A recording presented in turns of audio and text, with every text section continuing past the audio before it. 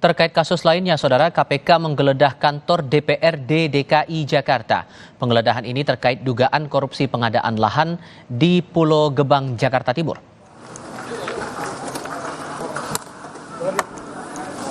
Pak. Penyidik KPK menggeledah dan mengumpulkan bukti di kantor DPRD DKI terkait kasus dugaan korupsi pengadaan tanah di Pulau Gebang.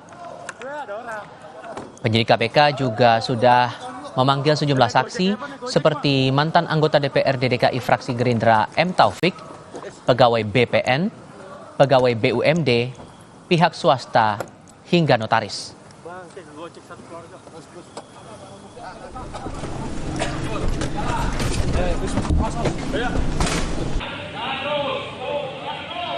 Dari hasil penggeledahan di DPRD DKI Jakarta, KPK menemukan bukti elektronik terkait proses pembahasan dan persetujuan penyertaan modal Perum Dasarana Jaya untuk pengadaan tanah di Pulau Gebang. KPK sudah memeriksa sejumlah saksi dan menetapkan tersangka, tetapi belum merilisnya ke publik.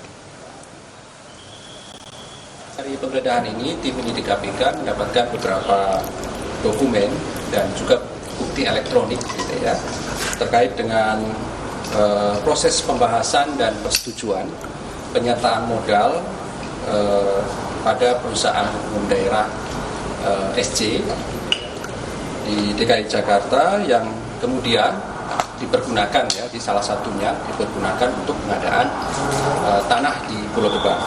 Kami pastikan ketika nanti proses penyidikan ini cukup, kami akan umumkan siapa saja yang terkait sebagai tersangka, konstruksinya, dan juga termasuk kerugian keuangan negaranya berapa.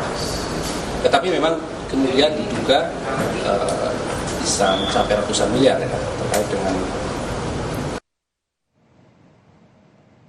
Soal penggeledahan oleh KPK di gedung DPRD DKI Jakarta pada Selasa malam, Ketua DPRD DKI Jakarta Prasetyo Edy Marsudi mendukung proses penyelidikan yang tengah dilakukan Komisi Pemberantasan Korupsi.